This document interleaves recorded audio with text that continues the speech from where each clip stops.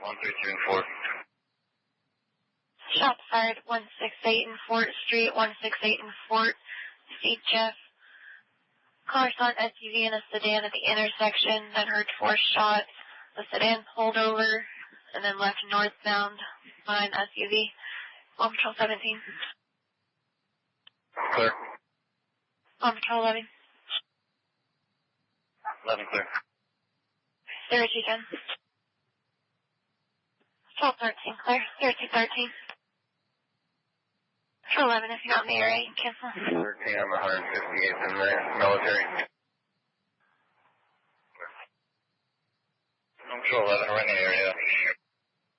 0213. On Patrol 13, I'm going to need a supervisor. I'm going to need a squad to this location. I have a female face down on the street. 13 clear. Same one. Give me the location again.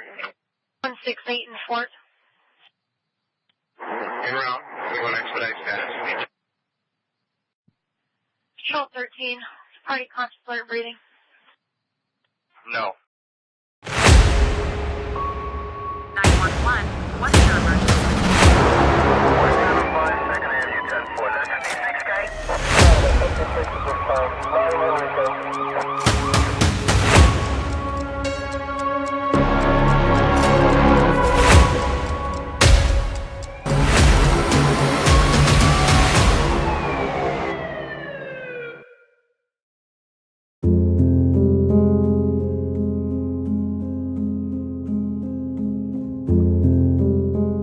Bir adam düşünün ki dışarıda büyük bir tehdit oluşturan, manipülatif ve sinsi bir kişi. Öyle ki 450 yıl hapis cezasına çarptırılmış. İşte bu adam Nico Jenkins. Tarihteki en korkutucu mahkumlardan biri. Yıllar önce Nico'nun korkutucu görünümü interneti sallamış ve kendisine bakan herkesi öldüren biri olarak çevrim içi bir ünlülük kazandırmıştı. Ancak bunun ne kadar gerçek olduğunu ve 450 yıl hapis cezasına çarptırılmasına neden olan çılgınca eylemlerini öğrenmek için videoyu izlemeye devam edin. Nico Jenkins 16 Eylül 1986'da Colorado'da doğdu. Ailesi suç geçmişiyle tanınan bir aileydi. Annesi, babası, 3 kız kardeşi, amcası ve kuzeni de dahil olmak üzere 7 yakın akrabası suçluydu.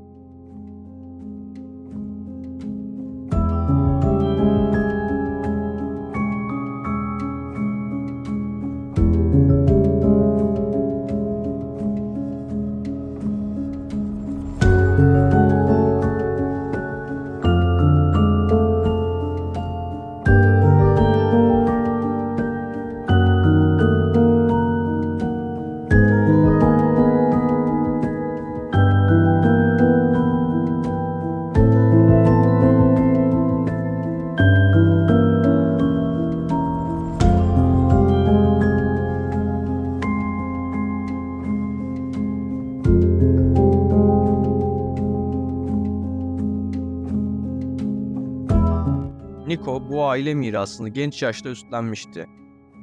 7 yaşındayken okula dolu bir 25 kalibrelik tabanca getirdi ve bu olay onun suç kariyerinin başlangıcı oldu. 11 yaşına geldiğinde kavga ve diğer disiplin problemleri nedeniyle grup evlerinden atıldı. Bu grup evlerinde geçirdiği süre içerisinde bir çocuğa askıyla vurarak darp etti. Bu nedenle gençlik gözaltı merkezine transfer edildi. Jenkins o kadar çok sorun çıkarıyordu ki Ağustos 2001'de denetimli serbestliği iptal edildi ve Gençlik Rehabilitasyon ve Tedavi Merkezi'ne gönderildi. 13 yaşında ise bir kişiyi bıçaklama deneyimini yaşadı. 2003 yılında sadece 15 yaşındayken 2 silahlı araba soygunundan hapse girdi. Hapisteyken sorun çıkarmaya devam etti ve mahkeme 2 ek suçlama daha ekledi. Bir gardiyana saldırı ve bir hapishane isyanı kışkırtmak. Ancak mahkemenin verdiği karar birçok insanın hayatını kötü yönde etkileyecekti. Ek süreler peş peşe değil, topluca birleştirilmişti. Bu da ek bir süre almadan sadece 10 yıl 6 ay hapis yatacağı anlamına geliyordu. 2013 yılında serbest bırakıldığında dersini almamış ve reform geçirmemişti. Nico Jenkins, 10 yıl sonra nihayet dışarı çıktığında ailesiyle yeniden bağ kurdu ve birçok kadın hayran edindi. Kendilerine karısı diyen kadınlardan mektuplar aldı. Ayrıca hapishanede tanıştığı Curtis Bradford adlı bir adamla yeniden bağ kurdu. Bradford'un ailesi her zaman Nico'dan uzak durması konusunda onu uyardı, ancak o dinlemedi. Bu daha sonra pişman olacağı bir şeydi. Niko, serbest bırakıldıktan hemen sonra suç işleme faaliyetlerine geri döndü. Serbest bırakıldıktan sadece 11 gün sonra kuzeni ve kız kardeşinin yardımıyla 2 adamı başlarından vurarak öldürdü. Sadece bir soygun olması gereken şey çifte cinayete dönüşmüştü. Kurbanlar Niko'nun ailesi tarafından kandırılmış ve infaz tarzında öldürülmüştü. 8 gün sonra Curtis'in arkadaşlarının 6 ay önce evlerini taradığını düşünen kardeşler, Niko'nun eski hapishane arkadaşı Curtis'i bir tuzağa çekip onu öldürdü. Olaydan bir gün önce Niko ve Curtis birlikte bir fotoğraf paylaşmışlardı. 2 gün sonra Niko, kız kardeşi Erica, Kristin ve amcaları Warren'ın yardımıyla Andrei Kruger adında 3 çocuk annesi bir kadını soygun bahanesiyle durdurdu ve arabasını çalmadan önce 4 kez vurarak öldürdü. Annesi Lori Jenkins ilk başta mermileri satın aldı ve tüm bu olaylardan haberdardı. Niko hapisten çıkmasından kısa bir süre sonra işlediği cinayetler nedeniyle tekrar tutuklandı. Soruşturma ilerledikçe ailesinin 4 cinayette de büyük rol oynadığı ortaya çıktı. Niko, hapishanede geçirdiği süre boyunca tuhaf ve tehlikeli davranışlarda bulundu. Bir sorgulamada cinayetleri Mısır tanrısı Apopis için yaptığını iddia etti. Alnına bıçak ile 666 yazmak, dilini ikiye bölmek ve kendini sakatlamak gibi eylemlerle dikkat çekti. Apopis'in kendisine cinayetleri işlemesini söylediğini iddia etti. Kendine zarar verdiği için gardiyanlar altından eşya geçirmesini önlemek amacıyla hücre kapısının altına engel koymak zorunda kaldılar. Douglas County'deki cinayet davası sırasında Jenkins, bir doktor tarafından değerlendirildi ve onun bir psikopat olduğu sonucuna vardı. Karşılaştığı en tehlikeli insanlardan biriydi.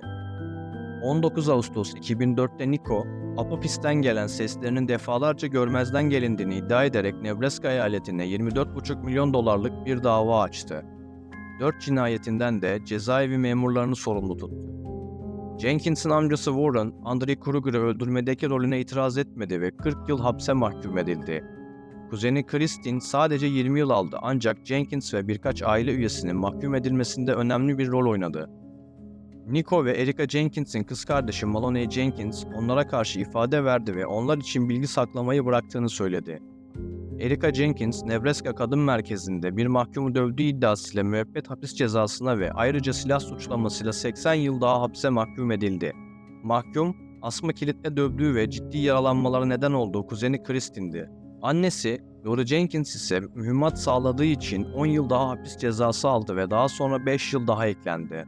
2028'e kadar, yani 61 yaşına gelene kadar serbest bırakılmayacak.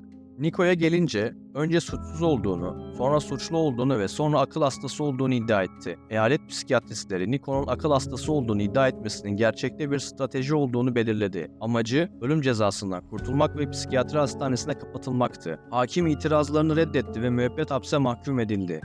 Mayıs 2017'de 3 yargıçtan oluşan bir heyet tarafından 4 cinayetten dolayı ölüm cezasına çarptırıldı ve 450 yıl hapis cezası aldı. Bazı sosyal medya hesaplarında sadece tecavüzcüleri öldürdüğü ve kendisine bakan adamı öldürdüğü iddia edilmektedir. Yabancı haber ajanslarının paylaştığı bilgiye göre bu doğru değildir. 2013 yılında hapisten çıktıktan kısa bir süre sonra rastgele 4 kişi öldürdüğü için mahkumiyetine ve ölüm cezasına karar verilmiştir. Bu tarz videoların devamı için kanalıma abone olmayı ve videoyu beğenmeyi unutmayın. İzlediğiniz için teşekkürler.